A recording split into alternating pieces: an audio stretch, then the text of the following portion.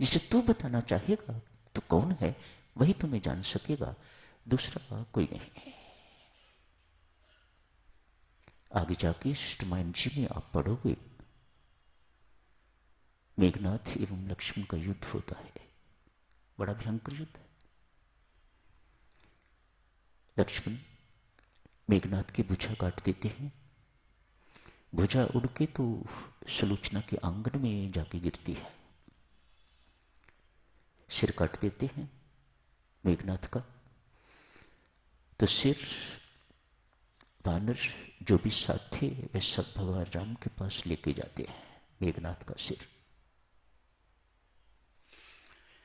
सती सुलोचना, सती सुलोचना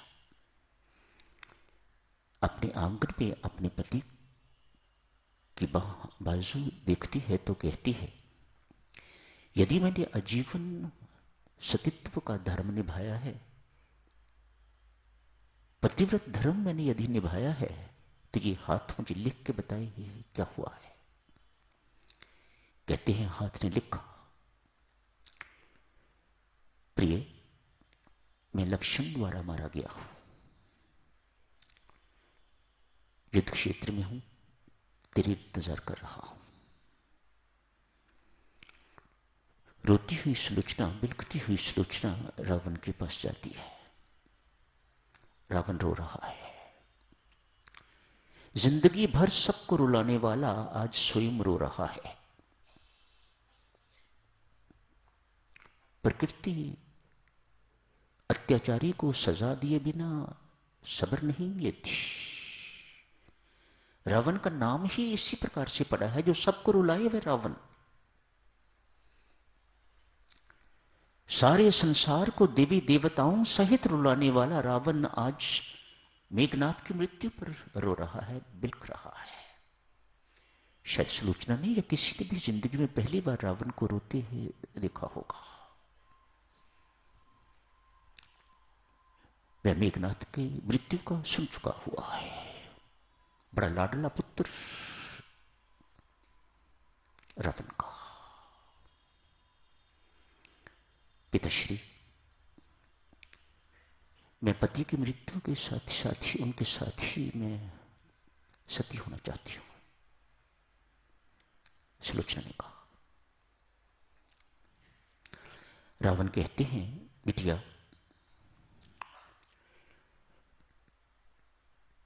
तो ऐसा करने से पहले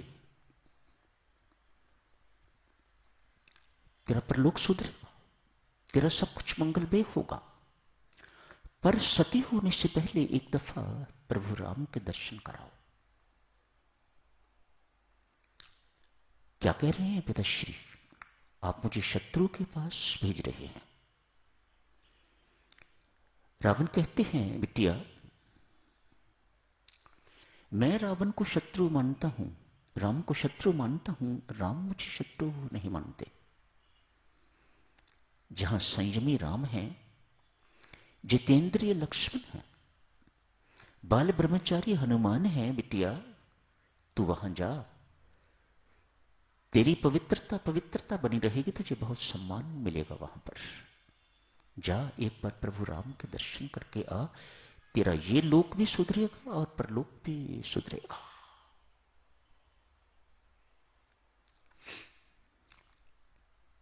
सुलोचना प्रभु राम के पास जाती है। जैसा रावण ने कहा था वैसा ही हुआ। आ मेरी बच्ची, बहुत प्यार मिला प्रभु राम से, मैं सती होना चाहती हूं। सिर प्रभु राम के पास, सिर वापस मिले तो धड़ के साथ लगाया जाए तो सुलोचना सती हो सकती है, ऐसा कोई नियम होता होगा।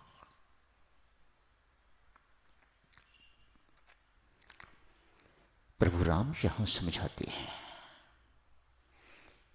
कहते हैं बिटिया ये युद्ध लक्ष्मण एवं मेघनाथ का युद्ध नहीं था।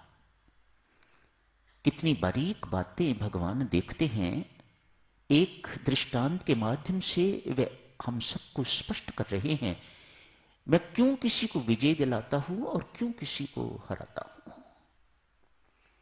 पुत्री, ये युद्ध मेघनाथ और लक्ष्मण में नहीं था। ये युद्ध दो पतिव्रता नारियों में था, दो सतियों में युद्ध था। एक ओर सुलोचना और दूसरी ओर उर्मिला। सुग्रीव पास ही बैठे हुए हैं। यदि दो सतियों में युद्ध था महाराज, तो उर्मिला की जीत कैसे हुई और सुलोचना की हार कैसे हुई? दोनों ने पतिव्रत धर्म को पाला है। कहते हैं देवियों सज्जनों, मेघनाथ के अंदर सारे का सारा बल अपनी पत्नी के तपोबल का, इधर लक्ष्मण जी महाराज के अंदर सारे का सारा बल उर्मिला के तपोबल का। यदि 14 साल लक्ष्मण ने घर का खाना नहीं खाया, तो उर्मिला ने भी 14 वर्ष तक वही सब कुछ किया जो लक्ष्मण वहां कर रहे हैं। क्या करे कोई बात इन महान देवियों की। सुग्रीव ने प्रश्न किया, भगवान श्री उत्तर देते हैं। कहते हैं सुग्रीव, एक बहुत बड़ा कारण जिसके कारण उर्मिला जीत गई और सुलोचना हार गई। सुलोचना के पति ने ऐसे व्यक्ति का साथ दिया जो लंपट था, व्यभिचारी था, जो हर नारी को कुदृष्टि से देखता था। और उर्मिला ने ऐसे व्यक्ति का साथ दिया जो हर नारी को अपनी मां समान देखता था। उर्मिला बहुत उच्च है। She deserves a big victory. Urmila का स्थान बहुत उच्च है। भगवान श्री सुलोचना को अपने हाथों मेघनाथ का सिर सौंपते हैं। सिर लेके तो सुलोचना बिलखती है। भगवान श्री उसके सिर पर, उसकी पीठ पर हाथ फेरते हैं। न बच्ची, रोना।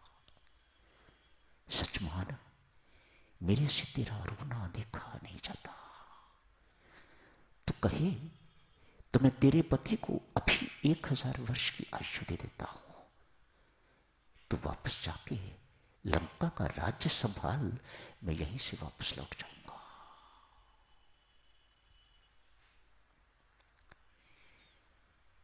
बहुत प्रेरणादायक साधकजनों